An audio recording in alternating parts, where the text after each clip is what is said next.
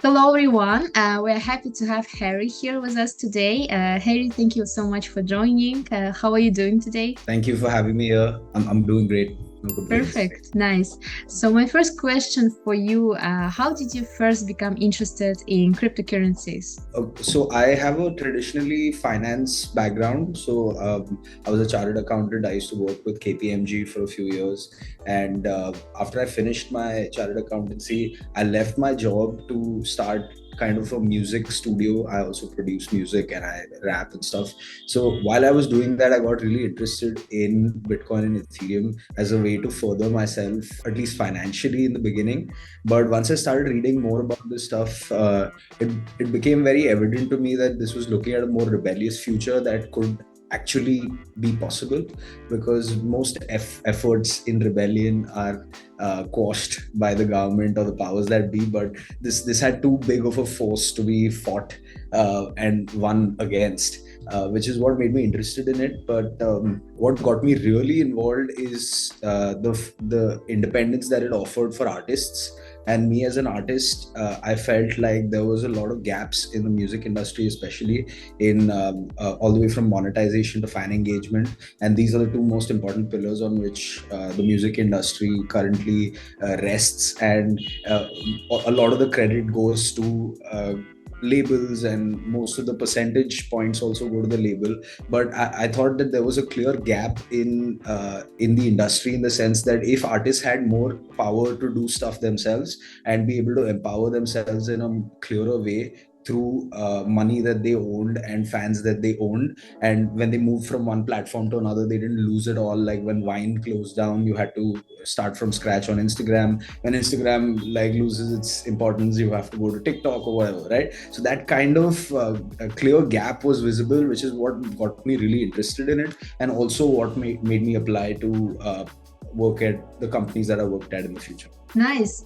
What is your favorite cryptocurrency and why? Oh, that's an interesting question. I mean, it changes. This, my subcategory of favorites keep changing, but I think there's one common theme that ran throughout, and that was Ethereum, because it's kind of like the index for software and for kind of like microcomputers were in 2000. If you had an index that could show the growth of that whole segment of web3 and of software built on web3, it would be Ethereum, because it is the underlying currency on which everything thrives, right? All the layer 2s, and even in fact even the layer 1s that were born to compete with Ethereum have been born out of a need that was created by Ethereum. So I feel like it is at the basis of a lot of our current situation and world in web3. So Ethereum. Nice. What are some common misconceptions about cryptocurrencies? Okay, I think there's many ways we can answer it. It depends on how like the world is currently viewing cryptocurrencies based on the hype cycle or the boom or bust cycle. But I think the biggest problem is that people conflate it with the scams that occur in the space. And I do agree there are a lot of like it's a growing industry, so there are a lot of changes. So there's very less knowledge that people have in the market, so they can be taken advantage of easily. But that is the case in any fast growth technology segment, which is why there is a slight issue in when the scams happen, conflating it with the actual web3's vision. Like for example, when FTX happened, it was so clear to see that the reason why it failed was because there was a centralized entity that was in control of all this money. And if there was no centralized element, it would not have happened. Like in DeFi, we would have been much clearer in our approach to how crypto actually improves our lives, and not like makes it prisoner to the whims and fancies of one or two people or a board of directors, or for that matter of fact, even the SEC. You could take that same logic there. What strategies have you found to be effective in raising awareness and adoption of cryptocurrencies? This is there's so many things you can do. See, the main thing in crypto is the fact that you are just a website. actually a white paper and a website, and your SEO, and your how quickly you show up on Google searches, and all of these things play a very important role in crypto, much more than Web 2, because you are literally marketing to everyone in the world, and all they can see of you is a website and your deck and your whatever else, right, that you use to. So marketing is actually a very important portion of crypto, and in a way that actually helps anyone become successful if they have the right product. So assuming that you have the right product, there are a few things that you can do in order to improve your kind of presence, and make sure that your product is viewed. And I would break this into broadly 6 or 7 categories, and let's go through one each at a time. So let's talk about brand positioning. It's basically developing the right messaging with your marketing teams and your PR teams. That's really important. Then marketing strategy is also really important, plays close hand with your brand positioning, because everything you do will be based on a specific color font that you decided, how your visuals will look on Twitter, on Instagram, etc. With that, you have to identify key marketing goals and have like a high level approach to achieve them. Have channel strategies, have campaigns. You need very, very focused marketing professionals working on this. It's not something that you can leave to the noobs, as they would say. But that's the second one. So we have brand positioning, we have marketing strategy, we have media relations, which is essentially how you communicate with the international outlets that actually become an important part of your marketing strategy, like Bloomberg and Reuters and Fortune and Forbes, and be able to have connections and be able to talk to these people and explain your product to them when you need it to be out there. So having good relations with CoinDesk and Cointelegraph and Decrypt, and having them be interested in what your project is doing is really important. And that's a hard thing to achieve in so much noise. So having the right professionals will actually help you with that. Then we have some content marketing, which is obviously like huge in Web 2, Web 3, everywhere. But the focus in Web 3 is content strategy, execution, and basically distribution. And you have to have a core brand positioning tied up to a great marketing strategy, have good media relations, and then create the content that works for all of these things. And then you have a bunch of other things like long tail SEO and discoverability and websites and decks and investor pitches. All of these things form part of your content marketing bucket. Then we could talk about the more the more social angle, the more fun stuff, which kind of develops a message for how you want to have your content be viewed. Like, for example, Red Bull will not let any product images be placed on their Instagram, right? The reason for that is they believe that people on Instagram don't want to feel like they're being sold something. So that kind of attitude needs to come out. Just writing long threads on like what NFTs are is not going to help you. It's about building a strategy that caters to an audience that either already knows about crypto and is able to like monetize your product in some way for you, or to create engaging content for new people. So, and that can happen through multiple of ways, like through events, hackathons, competitions, giveaways, podcasts. Being on podcasts is really important, because the way that most like intellectual stimulation happens these days is through podcasts. So a lot of independent media has started coming up, and it's important to associate yourself either to describe your product on podcasts or to sponsor podcasts, and do the right things there, right? And another set of like social implications will include stuff like growth marketing, because that's a huge thing that drives campaigns here. Learn to earn, all of these things, right?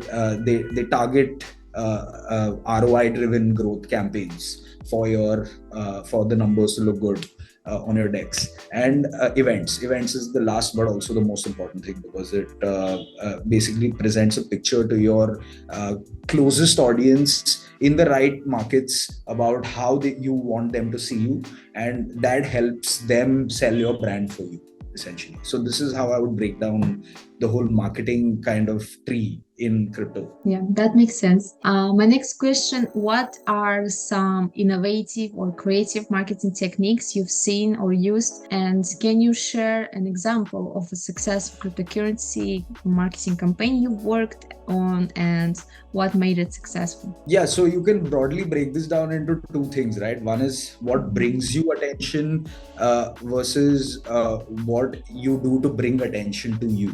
So it's like there are two levers you can use. Let me give you examples of each, right? If you look at something like a Goblin Town, what did they do? They did a bunch of gimmicks. They did a bunch of cool graphic art drops and like had a very secret thing which very few people could access in the beginning, but then that took over the whole crypto space. So that was some sort of like marketing activities that brought attention to them, versus setting yourself up in an environment where you know that attention will come to you because of some larger factors like friend tech, for example, right? What did friend tech do? They built on Coinbase. They had great backers. They had a great idea. They finally solved the issue where like fan engagement can be reduced to just a chat room with your favorite creator that comes from Twitter. So you're either solving a problem so well that attention will come to you, or you're doing a bunch of gimmicks that will bring attention to you temporarily. These are your two options in crypto.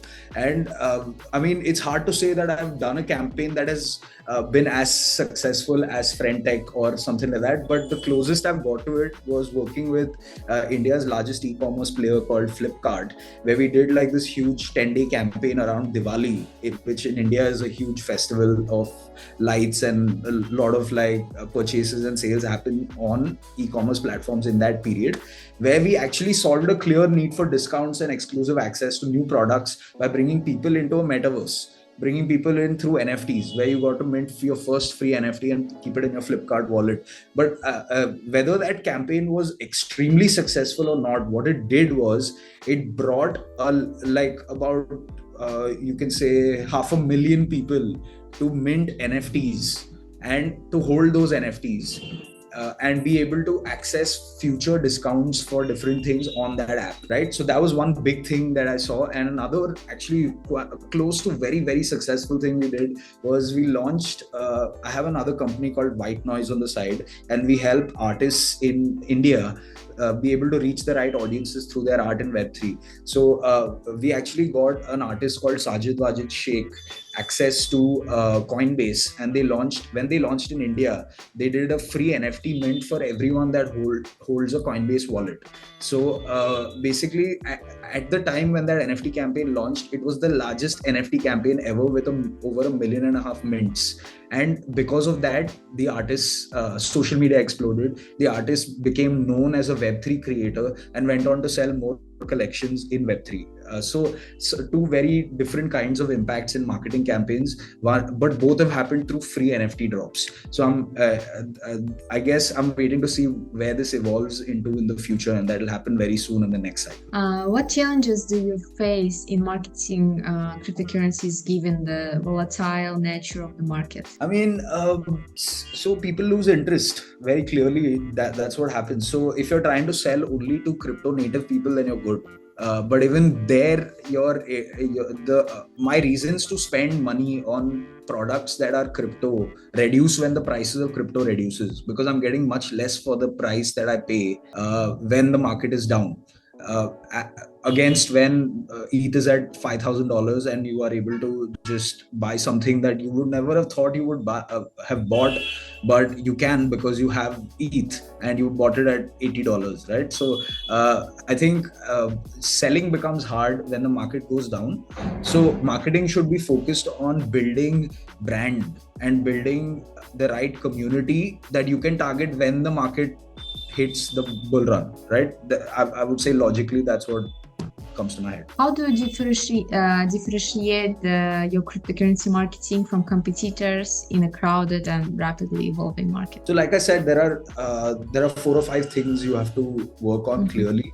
And in order to differentiate yourself, first of all, you have to have a great product, and that differentiates itself from the rest of the market. And being able to show the product in the right light is the most important. So everything that I mentioned before applies to this. So I would say have your own strategy for all of these 6 different levels in the marketing space. And what is your response to the criticism that cryptocurrency marketing often promotes speculation and unrealistic investment expectations? I would say that it's a game of knowledge. It's a game of know-how and understanding the tech below it, to be able to say that yes, this will have value in 5 years down the line. And people are making investments based on hype on Twitter or all the inflated marketing that people do. Then you're bound to have VCs that are sour about their investments and back out from it and stuff. So I have no interest in discussing those people, because it's hard enough in this space to be able to keep yourself up with all the changes that are happening. It's even harder to invest. So I wouldn't consider it an easy task for an investor to do well in this space continuously over multiple years, unless they have a very clear strategy and they know exactly what kind of tech they think will win, and they have backed it with evidence and the right kind of research. Have you encountered any instances of backlash or negative publicity related to your marketing efforts, and how did you handle them? So when I joined Polygon, it was a really early time in NFTs and metaverse and stuff. So I would say almost every second day we had an issue that we had to firefight, either legally or either through like kind of agreements that weren't vetted properly on their end, or something related to the marketing, because it was not right for their audience, and not enough crypto supporters had developed in the world. So when huge brands started entering crypto, they always faced some backlash.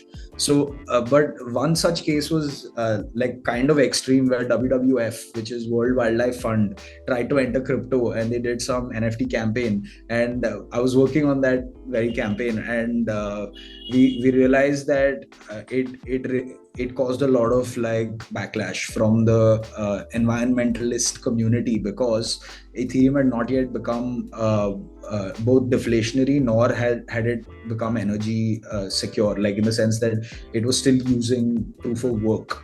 So it actually caused a lot of backlash, and we had to backtrack completely and close that campaign. So that is the worst that has happened.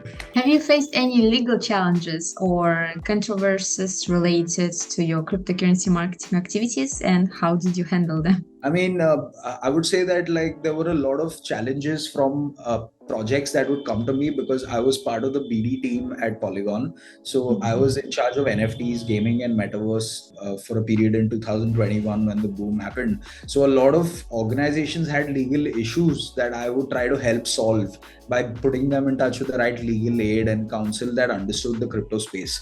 But nothing specifically to where I was working or what I was doing. But there were some considerations we had to take into account. Like when I was working with another layer two, they had an issue that the US was very unclear on its regulations, so it would not be advisable to give grants to US citizens temporarily for a few months, right? So that caused a lot of trouble in our activities, because there were a lot of great US projects and great US founders that we built relationships with, and so these kinds of issues keep happening, but there are always ways to work around it. And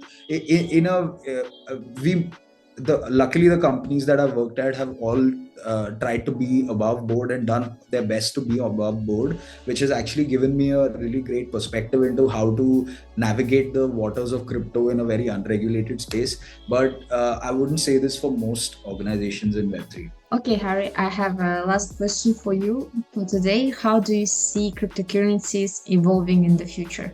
This is an emotional question more than anything. I feel like crypto is, at least I believe that crypto is going to be an important and integral part of the financial system, and it is going to allow cross-border finance. It's going to allow equitable payments across nationalities, and it's going to save some countries from going bankrupt, like it's happening in Argentina and a bunch of other countries where their local currencies have hyperinflated. And it's a mix of a flight to safety along with an ideological liberal mindset to money. And it also is a bastion of hope for artists and creators. So I think these are the three prongs on which I really believe that crypto has an important place in our society. Okay.